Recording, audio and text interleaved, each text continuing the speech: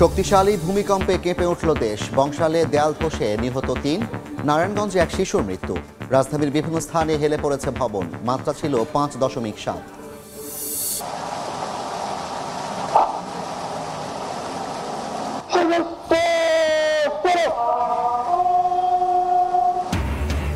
সশস্ত্র বাহিনী দিবসে স্বাধীনতা যুদ্ধে বীর শহীদদের স্মরণ। শিক্ষা অনির্বাণে রাষ্ট্রপতি ও প্রধান উপদেষ্টার শ্রদ্ধা। দেশ গড়ার সুযোগ কাজে লাগানোর প্রত্যয় ডক্টর ইউনূসের। তত্ত্বাবধায়ক সরকার ব্যবস্থা ফেরার মধ্যেও নির্বাচনে আস্থা ফিরবে জনগণের, মত বিশেষজ্ঞদের। কাঠামো টেকসই না হলে রূপ নিতে পারে ফ্যাসিবাদে। নিরাপত্তা উপদেষ্টার ভারত সফরে সম্পর্ক স্থিতিশীল করার সুযোগ দেখছেন বিশ্লেষকরা। দিল্লিকে ইতিবাচক বার্তা দেবে ভুটানের প্রধানমন্ত্রীর সফরও। এবং নির্বাচন সামনে রেখে আইন শৃঙ্খলা পরিস্থিতি নিয়ন্ত্রণে রাজশাহীতে অপারেশন ফার্স্ট লাইট। চাঁপাইনবাবগঞ্জ ও নওগাঁয় রাতভর অভিযানে পুলিশের জালে ৬৩ অস্ত্র ও মাদক উদ্ধার।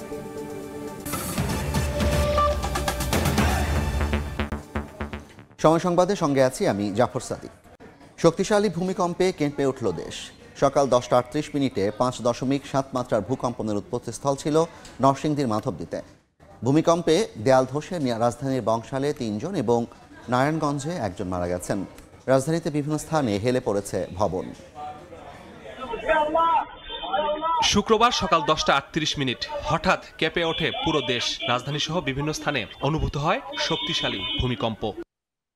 আবহাওয়া অধিদপ্তর জানিয়েছে, নরসিংদীর মাধবদীতে ভূমিকম্পের উৎপত্তিস্থল। মাত্রা 5.7। ভূপৃষ্ঠ থেকে 10 কিলোমিটার গভীরে হয় এ ভূমিকম্প। হঠাৎ তীব্র এ ভূমিকম্পে আতঙ্কে যে যেখানে ছিলেন বাঁচার জন্য দৌড়ে নিচে নেমে আসেন। এমন ভূমিকম্প আগে দেখেননি বলে জানান সবাই। শক্তিশালী এ ভূমিকম্পে দেশের বিভিন্ন স্থানে ভবন ধসে পড়ে। বংশালের কষেটুলিতে ভবন ধসে মারা যান ৩ জন। প্রধান উপদেষ্টার কার্যালয় সহ বিভিন্ন ভবন হেলে পড়ে, ধরেছে ফাটলও। ভবন থেকে লাফাতে গিয়ে আহত হন বেশ কয়েকজন। ভূমিকম্পে ঢাকার বাইরেও প্রাণহানি হয়েছে নারায়ণগঞ্জে। রূপগঞ্জে দেয়াল ধসে 1 জন মারা গেছেন। মাসুদুর রহমান, সময় সংবাদ, ঢাকা। ভূমিকম্পে রাজধানী সহ বিভিন্ন স্থানে হেলে পড়েছে ভবন। ক্ষয়ক্ষতির খবর জানাতে এই মুহূর্তে পুরান ঢাকায় আছেন আয়েশা সিদ্দিক সামিয়া, নিউ মার্কেটে আছেন উম্মে হানি, মোহাম্মদপুরে আছেন সহকর্মী সাকির আহমেদ, নরসিংদীতে আশিকুর রহমান পিয়াল এবং গাজীপুরে মেহেদি হাসান। সরাসরি শুরুতে যাচ্ছি সামিয়ার কাছে। সামিয়া,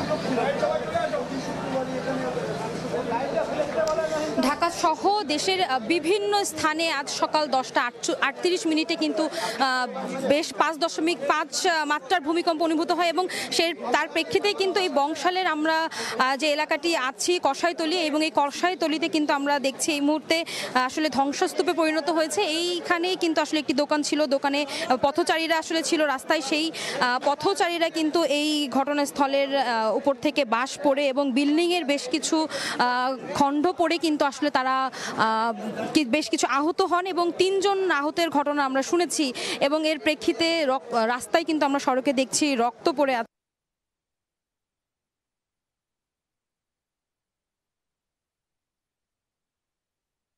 অল্প সময়ের মধ্যে ঘটনাস্থলে পৌঁছেছেন এবং এখন কিন্তু এই যে ধ্বংসস্তূপটা রয়েছে সেটিকে পুরোপুরি ভাবে আসলে ঠিক করার চেষ্টা করছে। আমরা দেখাচ্ছি এই এলাকাতে সাধারণ জনগণের কিন্তু ভিড় করেছেন।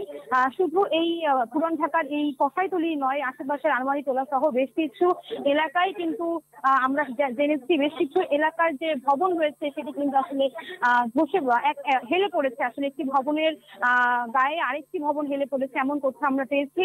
এই স্থানে এসেও কিন্তু আমরা তেমনটি দেখেছি। আমাদেরকে একজন বলছিলেন, তিনি বলছিলেন যে তার সকালবেলা আসলে স্বাভাবিক কার্যক্রম করছিলেন, কিন্তু হঠাৎই এমন তীব্র মাত্রার ভূমিকম্পের ফলে কিন্তু আসলে তার স্বাভাবিক কাজে যেমন ব্যাঘ্র ঘটেছে, পাশাপাশি তারা আসলে বাসায় যারা ছিলেন সবাই কিন্তু দৌড়ে বাইরে বেরোচ্ছেন।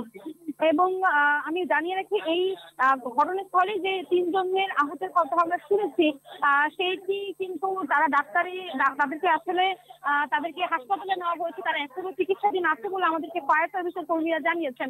তো আমরা আসলে দেখছি যে এই স্থানটিতে পুরান ঢাকা হওয়ার ফলে অলিগলির একটি ব্যাপার রয়েছে এবং সেখানে কিন্তু অসংখ্য বৈদ্যুতিক তার সহ ইলেকট্রিক বিভিন্ন তার রয়েছে এবং সেই তার কেটে কিন্তু বাস সহ বিভিন্ন যে সরঞ্জাম রয়েছে সেগুলোকে কিন্তু বের করা হচ্ছে। ফায়ার সার্ভিসের কর্মীরা সহ এখানে পুলিশের কর্মীরাও রয়েছেন, তারা ঘটনাস্থলে তদারকি করছেন এবং দেখছেন আসলে এখানে উৎসুক জনতার বেশ ভিড় করেছেন।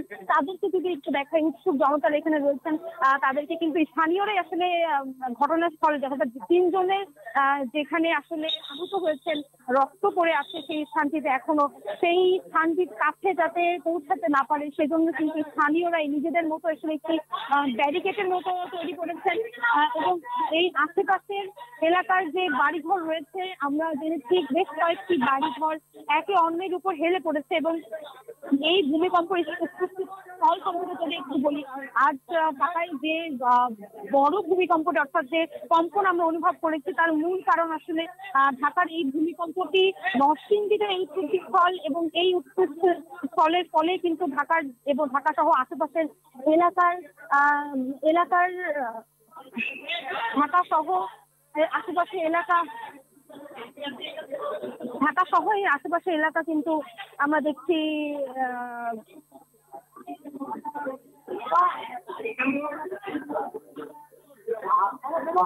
আমরা আসলে দেখছিলাম যে ঢাকা সহ বেশ কিছু কয়েকটি এলাকা এখানে ভূমিকম্প অনুভূত হয়েছে এবং আমরা দেখছি আবহাওয়া অধিদপ্তরে বলেছে যে 5.7 মাত্রার এই ভূমিকম্পটি ছিল। তবে মার্কিন ভূতাত্ত্বিক এক জরিপে দেখা যায় সেখানে তারা বলছেন যে এই ভূমিকম্পটি রিক্টার স্কেলে 5.5 মাত্রার। আমরা আসলে দেখছি এখানে জনসমাগম যেমন রয়েছে এবং পাশাপাশি কিন্তু স্বেচ্ছাসেবক বেশ কয়েকটি দল এখানে উপস্থিত রয়েছে এবং আসলে কোনো ধরনের ক্ষয়ক্ষতি বা যাতে কোনো ধরনের অনাকাঙ্ক্ষিত ঘটনা না ঘটে সেটি তারা আসলে দেখছে। এখন আমরা ভূমিকম্পের আরো খবর জানতে চলে যাব মোহাম্মদপুরে, আমার সহকর্মী রয়েছেন শাফির আহমেদ, জানবো সেখানকার পরিস্থিতি।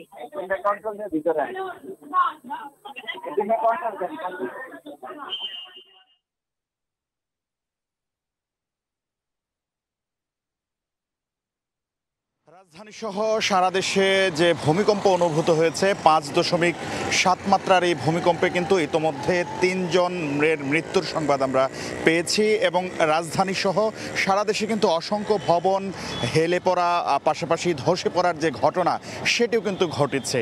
অর্থাৎ যদি বিশেষভাবে বলতে যাই রাজধানীর পুরনো ঢাকায় বেশ কিছু ভবন ঝুঁকিপূর্ণ এবং সেটি বারবার আলোচিত হচ্ছিল, গণমাধ্যমে সংবাদও হচ্ছিল এবং যারা এই নির্মাণ প্রক্রিয়ার সঙ্গে যুক্ত বা নগর পরিকল্পনাবিদ আছেন তারা কিন্তু বারবার বলছিলেন যে রাজধানীর অধিকাংশ ভবনই আসলে যে পরিকল্পনা বা যে নির্দেশনা থাকে বিধিবিধান না মেনে হয়, পর্যাপ্ত জায়গা থাকে না এবং ঝুঁকিপূর্ণ এই ভবনগুলো আসলে দীর্ঘ সময় ধরে থাকার কারণে এগুলোর স্থায়িত্ব শেষ হয়ে গিয়েছে।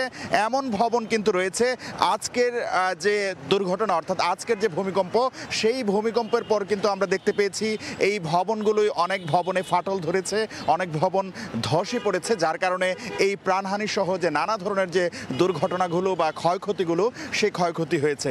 এবং শুধু এই পুরান ঢাকায় নয়, পুরো রাজধানীতেই কিন্তু আমরা এই ক্ষয়ক্ষতির চিত্র দেখতে পেয়েছি। যদি বলতে চাই অনেক বিল্ডিংয়ে কিন্তু ফাটল ধরেছে, বিশেষ করে ঢাকা বিশ্ববিদ্যালয়ের বিভিন্ন ভবনেও কিন্তু আমরা দেখতে পেয়েছি যে নানা ধরনের ফাটল, পাশাপাশি যে ভবনগুলো দীর্ঘদিন ধরে ঝুঁকিপূর্ণ হিসাবে বলছিলেন নগর পরিকল্পনাবিদরা, সেই ভবনগুলোতেও কিন্তু নানা ধরনের যে ফাটল সহ আনুষঙ্গিক যে ক্ষতির চিহ্ন সেটি কিন্তু দেখা গিয়েছে। এবং যদি বলতে চাই আজকের ভূমিকম্পের পর রাজধানীতে আমরা দেখতে পেয়েছি প্রতিটি এলাকার মানুষই কিন্তু ভবন থেকে নিচে নেমে এসেছেন এবং তারা কিন্তু আতঙ্কগ্রস্ত হয়ে পড়েছেন। অর্থাৎ দীর্ঘ সময়ের পর এই ধরনের ঝুঁকিপূর্ণ দুর্ঘটনা অর্থাৎ ভূমিকম্পের কারণে কিন্তু আমরা দেখতে পেয়েছি যারা বহুতল বিশিষ্ট ভবনে বসবাস করেন, রাজধানীর অধিকাংশ নাগরিকই কিন্তু বহুতল বিশিষ্ট ভবনে বসবাস করেন, যার কারণে তারা কিন্তু আতঙ্কগ্রস্ত হয়ে নিচে নেমেছেন এবং প্রতিটি আবাসিক এলাকার যে অলিগলি, প্রতিটি আবাসিক এলাকার অলিগলিতে আমরা দেখতে পেয়েছি মানুষের মুখে আতঙ্কের ছাপ, অর্থাৎ তারা আতঙ্কগ্রস্ত হয়ে কিন্তু যে অবস্থায় ছিলেন সে অবস্থায় নেমেছেন। বিশেষ করে আমরা দেখতে পেয়েছি নারী এবং শিশুরা বেশি সংখ্যক আতঙ্কগ্রস্ত হয়েছেন এবং তারা নিচে নেমে এসেছেন। এবং সব মিলিয়ে আসলে এখনো পর্যন্ত 3 জনের মৃত্যুর সংবাদ পাওয়া গেছে এবং যে ভবন, অধিকাংশ ভবনই কিন্তু বিভিন্ন এলাকায় ধসে পড়েছে, হেলে পড়েছে এবং পার্শ্ববর্তী ভবনে গিয়ে ঠেকেছে, এমন সংবাদও কিন্তু আমরা দেখতে পেয়েছি। পাশাপাশি ফায়ার সার্ভিসের পক্ষ থেকে জানানো হয়েছে এই পর্যন্ত পুরান ঢাকার 3 জনের মৃত্যুর সংবাদ কিন্তু ফায়ার সার্ভিসের পক্ষ থেকে নিশ্চিত করা হয়েছে।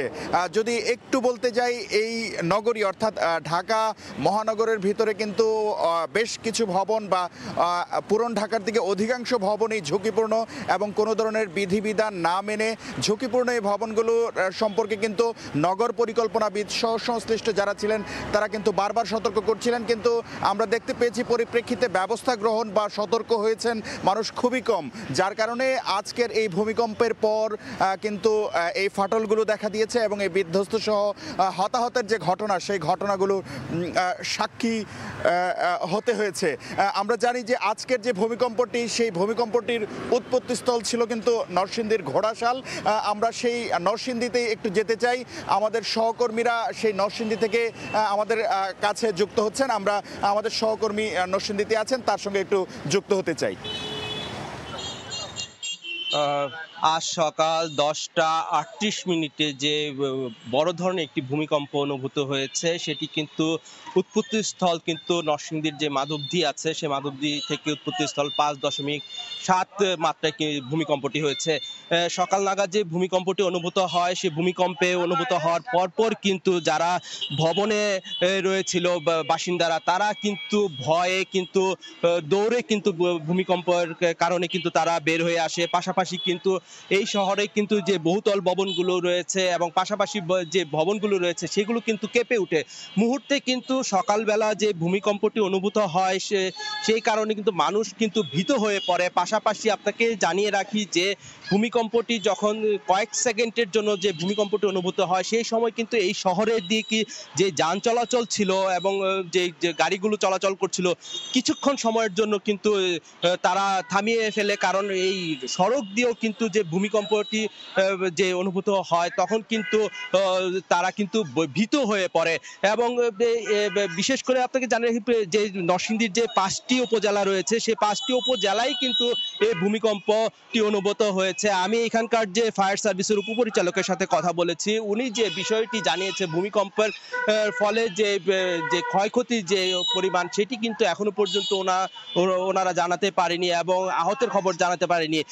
আমরা স্থানীয় সূত্রে জানতে পেরেছি বেশ কয়েকটি জায়গায় কিন্তু ভবনে ফাটল সৃষ্টি হয়েছে, পাশাপাশি বেশ কয়েকজন আহত হয়েছে ভূমিকম্পের ফলে। এবং এই যে আহতদের খবর স্থানীয়ভাবে আমরা যে বিষয়গুলো জেনেছি যে স্থানীয় হাসপাতালে কয়েকজন চিকিৎসাও নিয়েছে, আহত হয়েছে দ্রুত সময়ের মধ্যে। আসলে এই যে ভবন থেকে নামতে গিয়ে হুড়ুহুড়ি করে নামতে গিয়ে ভীত হয়ে কিন্তু তারা আহত হয়েছে। এবং এই যে আজকের যে ভূমিকম্প, এই ভূমিকম্প কিন্তু নরসিংদীর মানুষজন কিন্তু এর আগে দেখেনি এত ভয়াবহ ধরনের আসলে ভূমিকম্প। পুরো শহর কিন্তু যে কম্পনে, সেই কম্পনে কিন্তু পুরো শহরটি কেঁপে উঠে। পাশাপাশি কিন্তু এই যে শহরের মানুষজন কিন্তু যে বলছিলেন, আমি এখানকার স্থানীয়দের সাথে কথা বলেছি, তারা যে বিষয়টি জানিয়েছেন যে ভূমিকম্প যখন অনুভূত হয় তখন কিন্তু তারা বুঝতেই পারছিলেন না আসলে কি হচ্ছিল, ভবনগুলো আসলে কেঁপে কাত হয়ে যাচ্ছিল, এরকম কিন্তু একটা অবস্থায় কিন্তু ছিল। এবং ফায়ার সার্ভিসের সাথে আমি কথা বলেছি, ওনারা যে বিষয়টি জানিয়েছেন, তারা খোঁজ খবর নিচ্ছেন কোথায় কি ক্ষতি হয়েছে।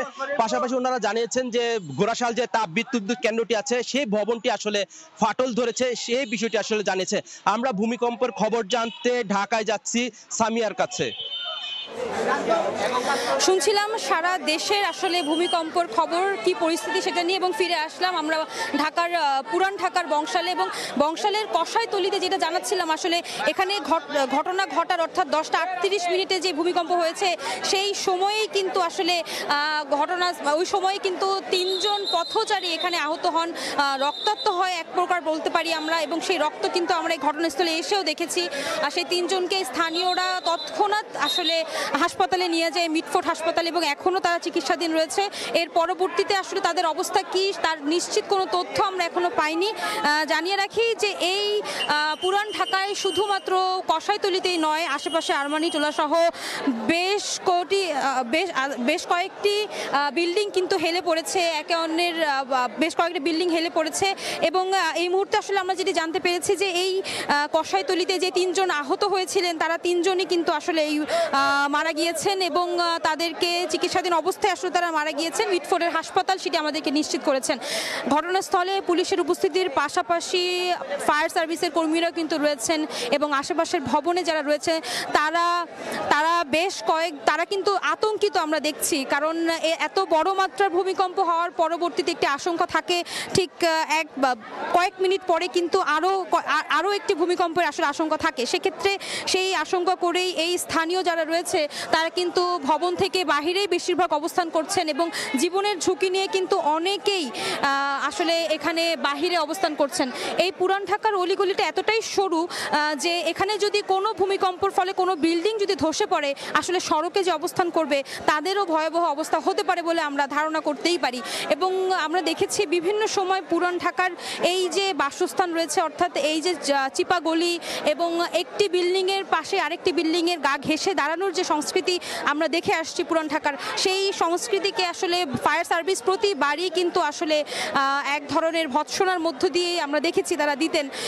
কারণ এই সময় আসলে এই সব গলিতে যখন কোনো হতাহত সহ যখন কোনো অনাকাঙ্ক্ষিত ঘটনা ঘটে, তখন সবচেয়ে বেশি কাজের কিন্তু বেগ পেতে হয় ফায়ার সার্ভিস কর্মীদের। আমরা তেমনটি কিন্তু পূর্বেও দেখে এসেছি এবং আজও কিন্তু তেমনটি দেখছি।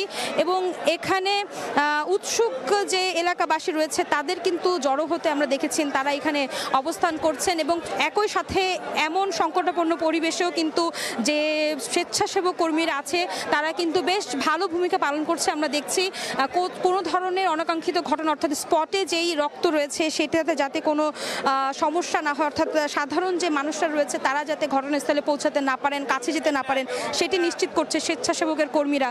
এবং ভূমিকম্প এতটাই প্রবল ছিল যে আসলে ভয়ে অনেকেই বাসা থেকে বের হয়ে গিয়েছেন, এবং তারা কিন্তু এখন সড়কে অবস্থান করছেন। এবং যেহেতু এখানে একটি নিহতের ঘটনা ঘটেছে, তাই এখানে উৎসুক জনতারও কিন্তু ভিড় আমরা দেখছি। একই সাথে এখন একটু জানিয়ে রাখি যে 2টি সূত্রে আমরা জেনেছি, অর্থাৎ বাংলাদেশের আবহাওয়া অফিস আমাদেরকে বলছে যে 5.7 মাত্রার ভূমিকম্প হয়েছে। অন্যদিকে আমরা বার্কিং ভূতাত্ত্বিক জরিপ সংস্থার তারা বলছে যে রিক্টার স্কেলে 5.5 মাত্রার ভূমিকম্প আজকে হয়েছে।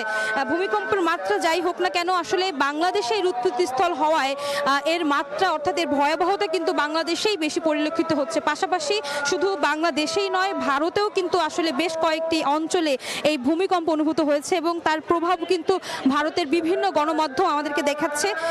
সঙ্গে জানিয়ে রাখি, শুধু ঢাকাতে নয়, চাঁদপুর, নীলফামারী, সীতাকুণ্ড, সিরাজগঞ্জ, নারায়ণগঞ্জ, পটুয়াখালী, বগুড়া, বরিশাল সহ দেশের বিভিন্ন স্থানে কিন্তু আসলে এই ভূমিকম্প অনুভূত হয় আজ সকালে। এবং এতটাই প্রকট ছিল, আমরা আসার পথে আসলে বেশ কয়েকটি ভবনের যার কর্মীরা আছে, কাজ করে কিংবা বসবাস করছে, তারা কিন্তু আতঙ্কে তৎক্ষণাৎ আসলে যত দ্রুততার সাথে সম্ভব হয় তারা কিন্তু আতঙ্কে বাসা থেকে বের হয়ে নিরাপদ দূরত্বে থাকার চেষ্টা করেছেন, এবং সেইটা কিন্তু আমরা আসলে দেখেছি শুধু ঢাকায় নয়। এবং আমরা একটু জানাই যে এই যে স্থানে আছে আসলে এখন যে জিনিসগুলো, অর্থাৎ ভবন ধসে যে পড়েছে, বিভিন্ন ইট পাথর, সেগুলো কিন্তু সরানোর চেষ্টা করছে যে ফায়ার সার্ভিস কর্মীরা আছে তারা, এবং স্থানীয়রাও অনেকেই কিন্তু এটাতে সাহায্য করছে আমরা দেখছি।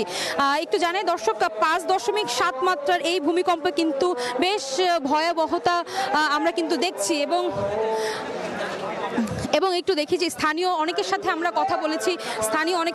কথা বলেছি, এবং তারা বলছিলেন যে সকাল থেকেই তারা স্বাভাবিক নিয়মেই আসলে তাদের কার্য পরিচালনা করছিল, এবং হঠাৎ এই ভূমিকম্পের ফলে অনেকেই আতঙ্কিত হয়ে যে যেরকম পরিস্থিতিতে আছেন সেরকমভাবেই কিন্তু আসলে বের হয়ে গেছেন বাসা থেকে, এবং নিরাপদ দূরত্বে থাকার আসলে নিশ্চিত করেছেন।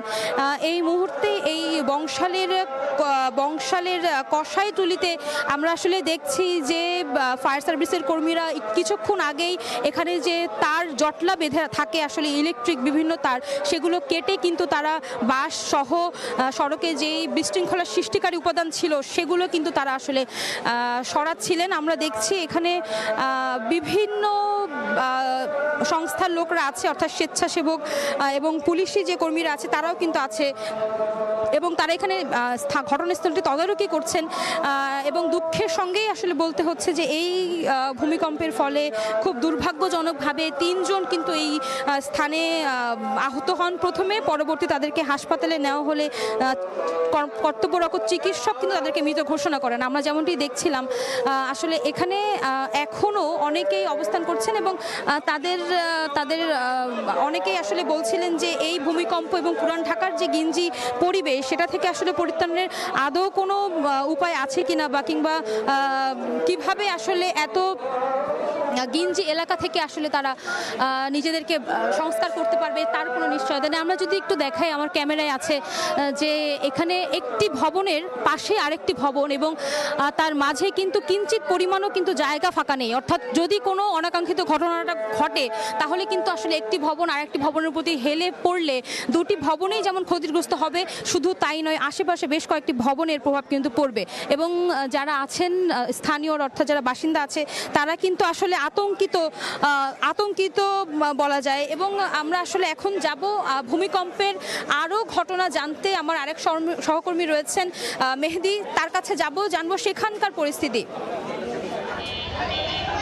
গাজীপুরে শ্রীপুর উপজেলায় রয়েছে এবং এখানে ব্যাপক শিল্প প্রতিষ্ঠান রয়েছে এলাকায় এবং এই মুহূর্তে ভূমিকম্পের পরপরই আমরা দেখতে পাচ্ছি শিল্প প্রতিষ্ঠানের শ্রমিকরা কিন্তু এই শ্রীপুর উপজেলার স্বাস্থ্য কমপ্লেক্স যেটি রয়েছে সেটি থেকে এখানে কিন্তু এসে ভিড় করছেন। আমরা একটু জানিয়ে রাখতে চাই, ভূমিকম্পে আতঙ্কের সময় কিন্তু অসংখ্য শ্রমিক যখন একত্রে আসলে এই হাসপাতাল অর্থাৎ যখনই বের হতে চেয়েছিলেন তখনই কিন্তু তারা এখানে একত্রে যখন প্রতিটি শ্রমিক কারখানায় কিন্তু 8 থেকে 10 হাজার শ্রমিক রয়েছে এবং সেই কারখানাগুলোতে যখনই আসলে বের হতে যাচ্ছিলেন তখনই আমরা দেখতে পেয়েছি শ্রমিকরা পদদলিত হয়েছেন এবং তাই তো অভিযোগ করেছেন এবং তারা যেটি বলছেন যে আসলে কারখানা কর্তৃপক্ষের কিছুটা গাফিলতি রয়েছে এবং তারা যেটি বলছেন যে নিয়মতান্ত্রিকভাবে কারখানাগুলো করা হয়নি এবং তার পাশাপাশি আমরা একটু জানিয়ে রাখতে চাই যে যেটি বলা হচ্ছে যে সময় মতো গেট খোলা হয়নি, যে কারণে কিন্তু গেটের সামনে 8 থেকে 10 হাজার শ্রমিক কিন্তু আটকে পড়েছে এবং পদদলিত হয়ে অসংখ্য শ্রমিক আমরা দেখতে পাচ্ছি। এখন পর্যন্ত অগণিত শ্রমিকের সংখ্যা এবং এখন পর্যন্ত শত শত শ্রমিক কিন্তু এই হাসপাতালের ভেতরে প্রবেশ করছেন এবং এই হাসপাতালের ভেতরে যদিও এটি একটি মাত্র 50 শয্যা বিশিষ্ট একটি হাসপাতাল এবং সেখানে কিন্তু আমরা একটু জানিয়ে রাখতে চাই যে পর্যাপ্ত চিকিৎসা ব্যবস্থা না থাকায় কিন্তু অসংখ্য শ্রমিক কিন্তু ফেরত যাচ্ছেন এবং তারা যেটি বলছেন যে হাসপাতালে একসাথে এত রোগীর চিকিৎসা দেওয়া কোনো ব্যবস্থা নেই, যে কারণে কিন্তু এইখানে কিন্তু এই ঘাটতি হচ্ছে। এবং আমরা দেখতে পাচ্ছি একে একে শ্রমিক যারা রয়েছেন তারা কিন্তু ট্রলিতে করে এই মুহূর্তে দূরপাল্লায় যাচ্ছেন এবং তারা যেটি বলছেন যে এই হাসপাতাল কর্তৃপক্ষ তাদেরকে স্ট্যান্ড রিলিজ দিয়ে অর্থাৎ অন্য হাসপাতালে প্রেরণ করছেন।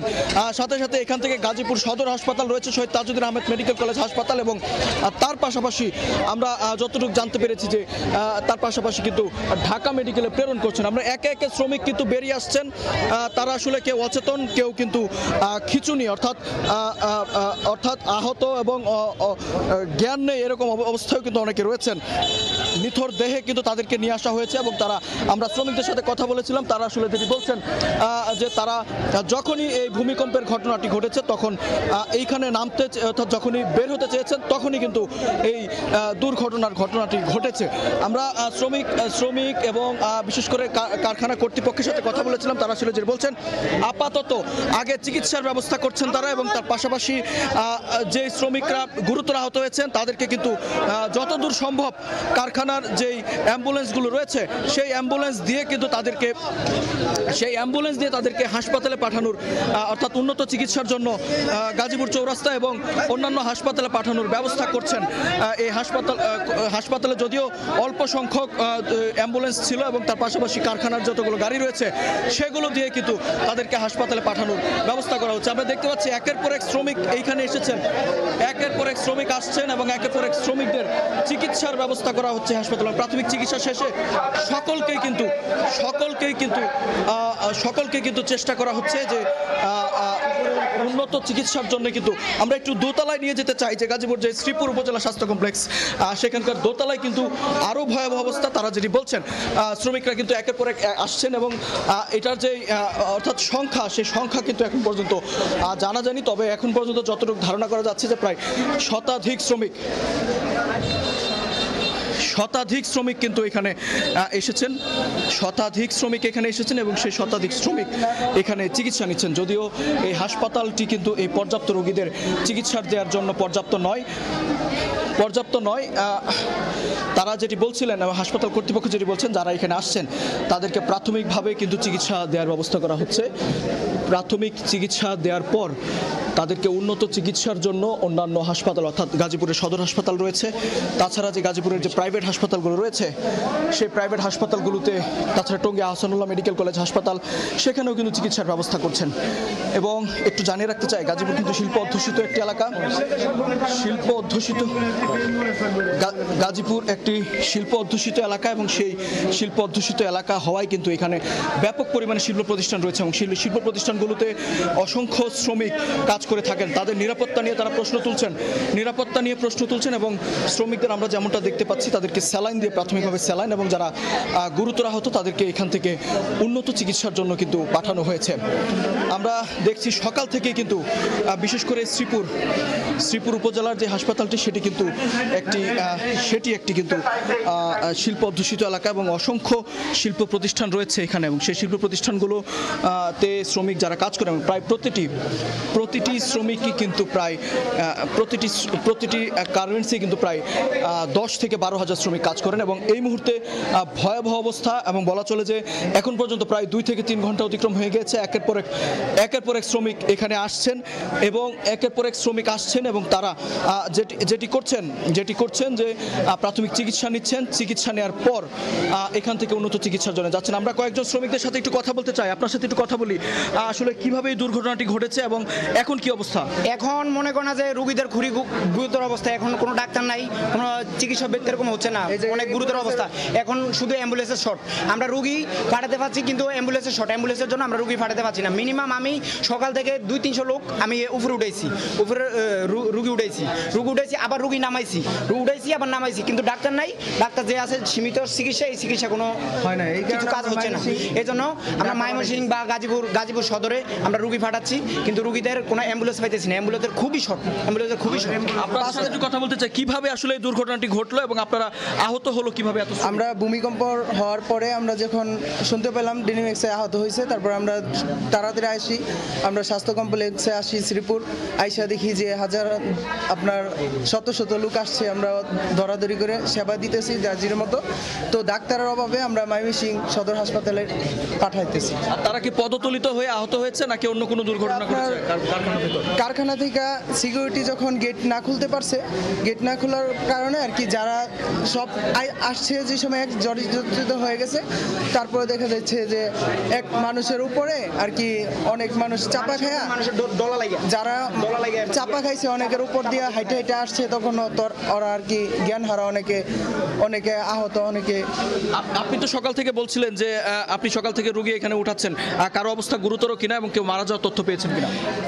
অনেকের কিন্তু মারা যাওয়ার তথ্য নাই, কিন্তু গুরুতর অবস্থা এটাই জানি, ভয়াবহ অবস্থা, কিন্তু মাজা থেকে উপর পর্যন্ত এগুলো ভেঙে গেছে, কারো ভেঙে গেছে নিচে পড়ে। আমরা যেমনটি শুনছিলাম যে শ্রমিকরা যেটি বলছেন যে কারো দুর্ঘটনা অর্থাৎ নিহতের খবর পাওয়া যায়নি এখন পর্যন্ত, তবে যেটি বলছেন গুরুতর অবস্থায় অনেকেই কিন্তু এখানে এসেছেন। বিশেষ করে কারো কোমর থেকে বিভিন্ন অংশ অর্থাৎ শরীরের বিভিন্ন জায়গায় ভাঙা অবস্থায় রয়েছে, এবং তারা যেটি বলছেন যে উন্নত চিকিৎসার জন্য আরও চিকিৎসা সরঞ্জাম বাড়ানোর, ডাক্তার বাড়ানোর দাবি জানিয়েছেন এই শ্রীপুর উপজেলা স্বাস্থ্য কমপ্লেক্সে। তো এই ছিল গাজীপুর থেকে আমার কাছে ভূমিকম্পের আহত হওয়ার যে সবশেষ তথ্য। শক্তিশালী ভূমিকম্পে রাজধানী সহ দেশের বিভিন্ন স্থানে নানা ধরনের দুর্ঘটনা ঘটেছে। গাজীপুর থেকে মেহেদী হাসান জানাচ্ছিলেন সেখানের গার্মেন্টস শ্রমিকদের পদদলিত হওয়া আহত হওয়ার খবর। এর আগে সামিয়া বংশাল থেকে সেখানকার মৃত্যু এবং আহতের খবর জানাচ্ছিলেন। মাঝখানে নরসিংদী থেকে যুক্ত হয়েছিলেন আমাদের সহকর্মী পিয়াল, জানছিলাম ভূমিকম্পের সবশেষ খবর। ছাত্র জনতার অভ্যুত্থানের মধ্য দিয়ে দেশ গড়ার সুযোগ কাজে লাগাবে অন্তর্বর্তী সরকার। সকালে সশস্ত্র বাহিনী দিবসে ঢাকা সেনানিবাসে বীর মুক্তিযোদ্ধাদের সংবর্ধনা অনুষ্ঠানে একথা বলেন প্রধান উপদেষ্টা ডক্টর মোহাম্মদ ইউনূস। সেনানিবাসের মাল্টিপারপাস হলে সশস্ত্র বাহিনী বিভাগ আয়োজনে খেতাবপ্রাপ্ত বীর মুক্তিযোদ্ধা সংবর্ধনা অনুষ্ঠানে যোগ দেন প্রধান উপদেষ্টা। মুক্তিযোদ্ধা ও তার পরিবারের সদস্যদের সঙ্গে মতবিনিময় করেন। বক্তব্যে ছাত্র জনতার অভ্যুত্থানের মধ্য দিয়ে নতুন দেশ গড়ার সুযোগ কাজে লাগানোর প্রত্যয় পুনর্ব্যক্ত করেন সরকার প্রধান। দেশের আইনশৃঙ্খলা পরিস্থিতির উন্নয়নে বেসামরিক প্রশাসনকে সহায়তার জন্য সশস্ত্র বাহিনীর প্রতি কৃতজ্ঞতা জানান প্রধান উপদেষ্টা। জুলাই 2024-এ নতুন বাংলাদেশ গড়ার যে সুযোগ ছাত্র জনতার সাহস ও আত্মত্যাগের বিনিময়ে আমরা অর্জন করেছি, সেটাকে কাজে লাগিয়ে আমাদের সুন্দর সমৃদ্ধশালী ভবিষ্যৎ গড়তে হবে। বীর মুক্তিযোদ্ধা, শহীদ, আহত এবং জীবিত ছাত্র জনতার কাছে আমরা প্রতিজ্ঞাবদ্ধ থাকতে চাই, যেন তাদের দেওয়ার সুযোগ কাজে লাগিয়ে আমরা বাংলাদেশকে পৃথিবীর সামনে গণতান্ত্রিক উত্তরণের একটি দৃষ্টান্ত হিসেবে উপস্থাপন করতে পারি।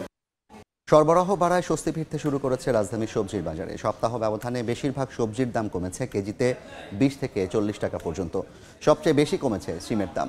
গেল সপ্তাহে 120 থেকে 140 টাকায় বিক্রি হলেও এই সপ্তাহে দাম নেমেছে 80-90 টাকায়। শীতকালীন সবজি ফুলকপি, বাঁধাকপির দাম কমেছে 10 টাকা, বিক্রি হচ্ছে 45 থেকে 50 টাকায়। তবে কমেনি টমেটোর দর, বিক্রি হচ্ছে 120 থেকে 140 টাকায়। বিক্রেতারা বলছেন বাজারে বেড়েছে সরবরাহ।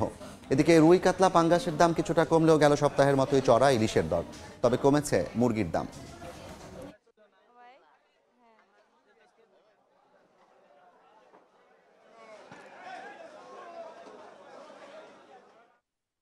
মালয়েশিয়ায় অভিবাসন আইন লঙ্ঘনের অভিযোগে 114 বাংলাদেশি সহ 468 বিদেশিকে আটক করেছে দেশটির ইমিগ্রেশন বিভাগ। আটকদের মধ্যে তালিকার শীর্ষে মিয়ানমারের 175 জন। এছাড়া ইন্দোনেশিয়ার 67, নেপালের 20, পাকিস্তানের 16, ভারতের 11 নাগরিক রয়েছেন। বৈধ পরিচয়পত্র না থাকা, ভিসার মেয়াদ পেরিয়ে যাওয়া এবং জাল পারমিট ব্যবহারের মতো গুরুতর অভিযোগ আনা হয়েছে তাদের বিরুদ্ধে। আটকদের কেলান্তান, পেরাক ও সেলাঙ্গারের ডিটেনশন ডিপোতে পাঠানো হয়েছে। চলতি বছরই 18 নভেম্বর পর্যন্ত দেশটিতে প্রায় 84,000 বিদেশি নাগরিক আটক হয়েছেন। সময়ের শীর্ষ সংবাদগুলো জানিয়ে দিচ্ছে আরেকবার। শক্তিশালী ভূমিকম্পে কেঁপে উঠল দেশ। বংশালে দেয়াল ধসে নিহত 3। নারায়ণগঞ্জে এক শিশুর মৃত্যু। রাজধানীর বিভিন্ন স্থানে হেলে পড়েছে ভবন। মাত্রা ছিল 5.7।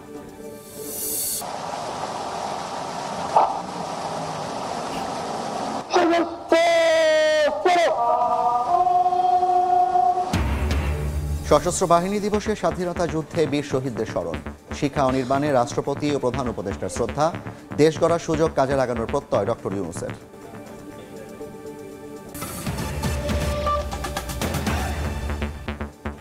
এই ছিল দুপুর 12টার সময় সংবাদে। খেলার সময় নিয়ে সঙ্গে থাকবেন সহকর্মী সাব্বির মিথুন। জাফর, আপনাকে ধন্যবাদ। খেলার সময় নিয়ে আসছি কিছুক্ষণ পর, সঙ্গে থাকুন সময়ের।